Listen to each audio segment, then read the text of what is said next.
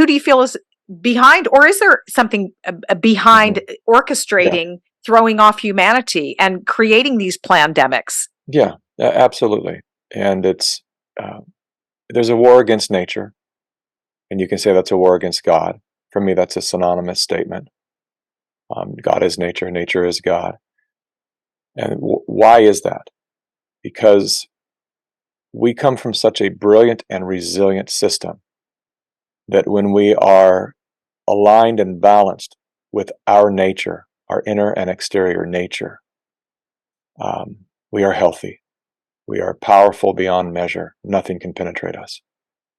When we are broken down and dependent upon man's remedies, synthetic remedies, medicine, petroleum-based medicines, instead of everything that grows right from the ground, right at our feet, all the food and medicine we need, grown right from the ground. It's an incredible system that has been set up to sustain our lives. And when you have people, some will say it's a spiritual war, and I don't disagree with that. It very much is a spiritual war. But it's also, there's a much more scientific, practical approach to see what's happening in our world. And most of it is, you have to really understand the effects of trauma within a human being. If you understand that everything we're experiencing stems to some degree from trauma. So the people that are at the helm of these agendas, let's just pick someone, Bill Gates. He's clearly a troubled human being. If you've ever seen the depositions he gave when he was being sued for antitrust violations, you see hours and hours of testimony where he's rocking like an autistic person. You know, he's not well. He's not a well person. So here's this unwell person with a lot of trauma. And ironically, if you look at a lot of the men, because it's mostly men, 97% men that are behind these agendas, they're wounded sons. They didn't get what they needed from daddy, which is why I put at the beginning of my title, Father Filmmaker, because that's my first job, is father. And when you understand that because men have been so disconnected from who and what they truly are, and they have been corralled into behaving as simply the hunter-gatherer, simply the breadwinner, where most men don't give any kind of emotional support for children.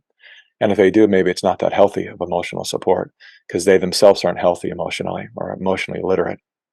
And so the children really don't get that even balanced presence of the moon and the sun. They get, and we also live in a world where a lot of women have been corralled into thinking that success is becoming boss girl. And so a lot of women have been masculine, you know, they're in their masculine. So a lot of children are getting a false sense of masculinity from the mother, who is trying to be something that she's not, by behaving in a masculine way instead of bringing what her nature is, and understanding that. I shared this with a friend the other day, a dear couple that I love dearly. We're having some issues, and as I sat down with them, I said, it's really clear to me what's going on here, and that is, you're competing within your own household. You are trying to match what your husband is creating in business. This was to the woman, because you think that these modern accolades are more important than the accolades you receive as a mother. And that's, if you just flip that around to understand that there's nothing that your husband could ever do or create in the world of business that could ever possibly come close to outshining your accomplishments as a mother, you would understand what a noble position that is, to be mother. And to be quite honest with you, I would give just about anything right now to be a full-time dad. But it's just not my role. I have a dual role. I have to be a full-time dad. I coach both of my kids' little leagues. I'm there with them every single day. I tuck them in every single night. But I have a job to do, and it's a primal responsibility I have to fulfill my role as the man. And my wife is very clear on she's very much in her feminine. She's very clear on what her role is. Doesn't mean she can't achieve in business. It doesn't mean she can't be a boss. It doesn't mean any of that. It means that we're all born to serve certain roles. And if we let society dictate what those roles are, we're not living naturally, and life will not show up harmoniously. It'll show up with upsets and dramas and suffering. And the moment we step into our natural role, so this particular couple I was talking to, after we had this talk, they went back to where they live, which is out of state from where I live. And they've been sending me these incredible messages of, the trouble that they were having with their little girl is dissipating, that their relationship is blossoming, and things are healing between them. And there wasn't much said except for you have taken the bait to think that you need to match your husband as CEO, and that is causing a lot of friction and competition between your marriage. And if you were willing to understand how critical your role is, and that it's actually above his, then you wouldn't feel that you are underachieving. You would understand that you've already achieved the most ultimate goal you can. You have two beautiful little girls, and now give them the time that they need as mother, and watch what happens to the dynamics of your family. So it's bringing this balance back that has been intentionally, as you said beautifully, by design, it has been intentionally disrupted. It's why we have the major push of the transgender movement right now. I personally am a truist when it comes to freedom. If you're a biological male and you want to wear a dress, do your thing. I think most people feel that way. Do your thing. But why does it have to be pushed on our children? Why does it have to be normalized to a point to where you can't even talk about it now? You can't even state the obvious truth. You can't even say, I'm concerned that a biological male, fighting in a ring with bare knuckles in an MMA battle, it's probably not a good idea. There's differences within our bone density and all of that, and you might hurt her. And I can't even speak into my natural role as a male and as a protector to say that's wrong. They're creating it in such a way where men don't even feel able. It's risky, it's dangerous to even perform our intrinsic primal role. We get shamed and canceled now. And so I've just reached a point where I say to everyone, do whatever you can to get canceled. Just get it over with. Get canceled. Get out there. Do your best, because it's painful for a moment, and then it's wonderful because now you're free. You have the golden key to freedom. You say whatever you want to say, and all those people who can't take it go away, and all the ones who can show up, and you get to be yourself. What a great gift. That's awesome. Let's have a cancel party. Woo! Yeah. I believe you state, I know he had AIDS, but that he passed away of AZT. And I just, in honor of him, if you can just give us in a nutshell on how that relates to Fauci, and how Sure. old was your brother? I believe he was your older brother. My older brother. Yeah. He was in his mid-30s, and he had AIDS and lived with it for something like 8 years, and would have beaten it without doubt. But this new miracle drug came along called AZT, prescribed by Anthony Fauci, and my family was, coerced into giving this to my brother. I mean, a lot of families are dealing with this right now. Look at all the families who were forced into, vaccinating their children with an experimental toxin, and now are regretting. A lot of people who are experiencing this right now. But this happened, over 30 years ago. I watched it happen. My brother got very sick immediately, and lost weight and looked horrible.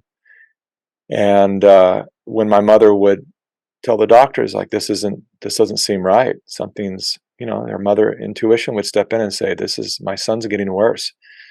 They were told that, no, that's, just tell her that, that your son is acclimating to this new medicine, and it's just a little process here. It's pretty soon his system will acclimate to this, and it will save his life. If you take him off now, your son will die, and you'll be responsible for that. This is a kind of psychological pressure they put on family members. And I believe it's one of the reasons my mom died 34 days later, because of the guilt, the burden of knowing that she was part of that decision. Because you had Anthony Fauci just like today. That's why I was so quick to jump on with Plandemic 1, is I knew as soon as I saw him at the helm of COVID, I was like, first of all, I can't believe, how in the hell is this guy still in business? And what guts they have to put him at the helm of the first major international, pandemic, quote unquote. And so, the medicine ended up killing my brother. And then I really truly believe that, my mother just cashed it in, which is also a very important thing for us to understand, is our will to live is a very important thing that very few people talk about. We've all heard the stories of an elderly couple together for 60 years, and the moment one of them goes, within days or weeks, the other one goes. This is our will to live. And my mom literally lost her will to live. She had so much guilt and shame, and she always felt, she told me right before she passed, she says, "I'm not worried about you. It's your brother that I've always had to worry about." And it was kind of her way of saying, I need to go take care of him in the afterlife. It was her letting me know, it's like, you're going to be fine. You're going to be fine, but I need to go be with your brother because he needs help. And so she was 34 days later. She left her body. She was a cancer survivor, and again would have survived it her whole life. I think she lived with cancer for 12 years. And within 34 days later, she was gone. She went from completely healthy to being in a wheelchair at my brother's funeral.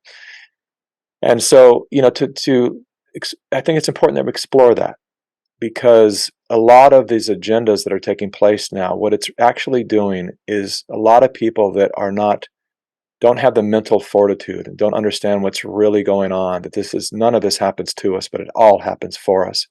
And that we chose this time and space to inhabit this planet and this experience we call life.